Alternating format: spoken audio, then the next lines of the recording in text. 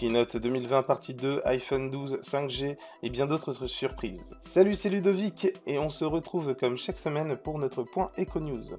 Aujourd'hui, tant à dire et pourtant si peu de temps. De la Keynote, c'est pour ce soir avec toutes ces surprises, et bien que j'aurais adoré débattre sur Apple et leur idée écolo du moment, retirer les chargeurs de boîtes de téléphone neufs, nous allons nous concentrer sur la guerre économique USA-Chine.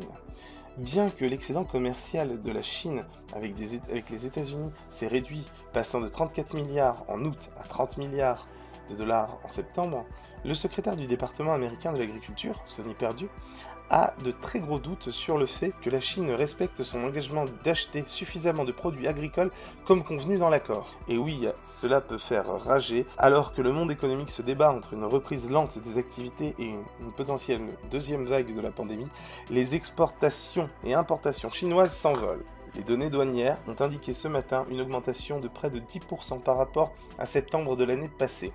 Alors, l'import-export s'envole, les bourses chinoises mènent les marchés asiatiques à des sommets. De l'autre côté du Pacifique, c'est loin d'être tout rose. Le dollar proche de son plus bas depuis 3 semaines, les prix du pétrole continuent de baisser, et comme si cela ne suffisait pas, le Covid-19 s'en prend au popcorn américain. Non, ce n'est pas une blague, mais au contraire une bien triste nouvelle. Dans le Midwest, un rassemblement d'agriculteurs qui écoulaient depuis toujours leur production de maïs dans les cinémas, grâce aux blockbusters hollywoodiens de l'été, ou les films à Oscar des vacances d'hiver, les fêtes foraines, concerts, événements sportifs, même les vendeurs de voitures qui sortaient leur antique machine pour attirer les clients à l'odeur des maïs soufflés et de ce crépitement, tout s'est arrêté. Les marques de sachets de maïs pour micro-ondes telles que Jolly Time, Pop Secret ou Orville ont vu leurs ventes s'envoler depuis mars.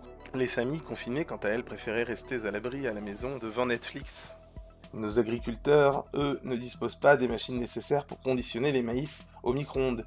Ils n'ont pas d'accord commercial avec les grandes distributions, ne disposent pas de grandes marques. C'est une part de l'histoire américaine qui risque de disparaître, ou tout du moins pour une longue période. Voilà, c'est tout pour aujourd'hui. Merci de nous avoir suivis et je vous dis à la semaine prochaine.